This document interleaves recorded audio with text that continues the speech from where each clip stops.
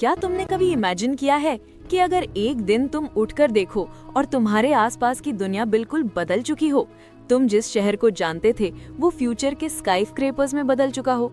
तुम्हारे दोस्तों की जगह उनके फ्यूचर के बच्चे हों, या फिर तुम किसी ऐसे मोमेंट में हो जो तुम पहले जी चुके हो।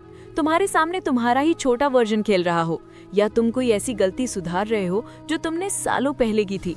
ये सब सुनने में इम्पॉसिबल लगता है, पर साइंस के हिसाब से टाइम ट्रैवल सिर्फ एक फैंटेसी नहीं बल्कि एक रियल, मेजरेबल और एक्सपेरिमेंटली प्रूवन फिनोमिनन है। और इस पूरे राज का असली मास्टर की छुपा है एल्बर्ट आइंस्टाइन की थ्योरी ऑफ रिलेटिविटी में। ये साइंटिफिक थ्योरी जो लगभग एक सदी पहले प्रपोज हुई थी, आज भी दुनिया का सबसे पावरफुल फ्रेमवर्क है जो स्पेस, टाइम और रियलिटी को डिफाइन करता है। आइंस्टाइन ने बताया था कि टाइम कोई कांस्टेंट चीज नहीं। हम लोग समझते हैं टाइम एक क्लॉक की तरह सीधा आगे बढ़ता है, एक डायरेक्शन में, एक इक्वल स्पीड में। पर आइंस्टाइन ने कहा टाइम एक इलास्टिक फैब्रिक की तरह है। ये खिंच सकता है, कंप्रेस हो सकता है, ट्विस्ट हो सकता है और सही कंडीशंस में ऑलमोस्ट रुक भी सकता है। और यही आइडिया टाइम ट्रैवल का फाउंडेशन बनाता है। लेकिन इस कॉन्सेप्ट को समझने के लिए हमें एक सिंपल इमेजिनेशन से शुरू करना होगा। सोचो तुम्हारे हाथ में एक रबर शीट है। ये रबर शीट पूरे यूनिवर्स का रिप्रेजेंट करता है। इस शीट पर तुम एक स्मॉल स्टोन रखते हो। शीट थोड़ा नीचे डिप होगी। ये डिप दिखाता है कि किसी ऑब्जेक्ट की मास किसी एरिया में स्पेस टाइम को झुका देती है। अब अगर तुम एक हैवी बास्केटबॉल रखो तो शीट और ज्यादा डिप होगी, यानी जितनी ज्यादा मास उतना ज्यादा कर्वेचर। आइंस्टाइन ने इसी कर्वेचर को ग्रेविटी बोला। ग्रेविटी कोई फोर्स नहीं, ये सिर्फ स्पेस टाइम का शेप है। जो चीज स्पेस टाइम में रखी होती है वो ऑटोमेटिकली झुककर नीचे की तरफ चलने लगती है। इसी मॉडल से एक और शॉकिंग बात निकलती है, जहां कर्वेचर ज्यादा होता है वहां टाइम स्लो हो जाता है। मतलब ग्रेविटी और टाइम डायरेक्टली लिंक्ड है। इसी वजह से अर्थ के ऊपर ऑर्बिट करने वाली जीपीएस सैटेलाइट्स का टाइम हमारे टाइम से अलग चल रहा होता है।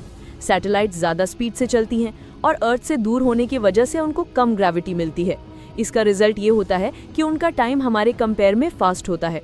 हर रोज लगभग 38 माइक्रोसेकंड्स का डिफरेंस होता है।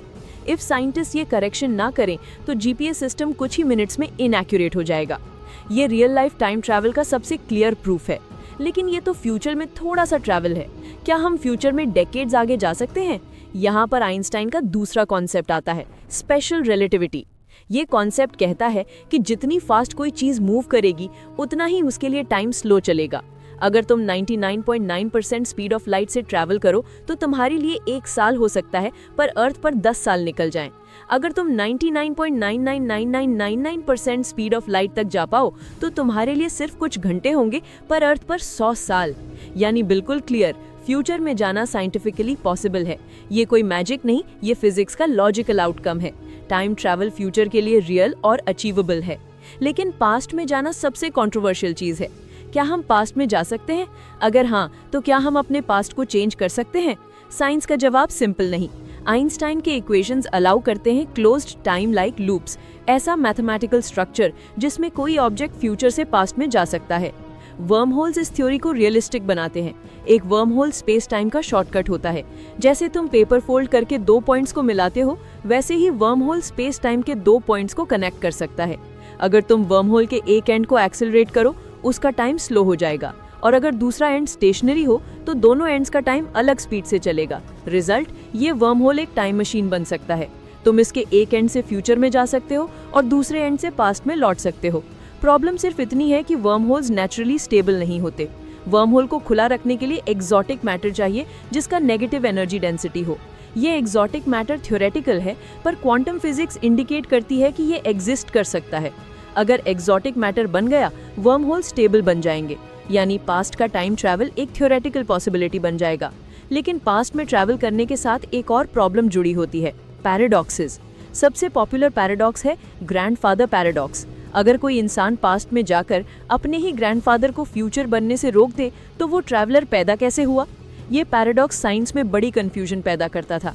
लेकिन क्वांटम फिजिक्स ने एक नया आइडिया दिया, मल्टीवर्स। मल्टीवर्स थ्योरी के हिसाब से हर डिसीजन, हर चॉइस, हर इवेंट एक नया यूनिवर्स बनाता है। अगर तुम पास्ट में जाकर कुछ बदलते हो तो तुम अपना ओरिजिनल यूनिवर्स नहीं बदलते, तुम एक ऑल्टरनेट टाइमलाइन बना देते हो, यानी पैराडॉक्स सॉल्व। पास्ट में जाना हो सकता है पॉसिबल हो अगर universe multiple parallel realities allow करता हो। ये थ्योरी हॉलीवुड मूवीज का इमेजिनेशन नहीं, ये एक्चुअल फिजिक्स का मॉडल है जिसके ऊपर रिसर्च चल रही है।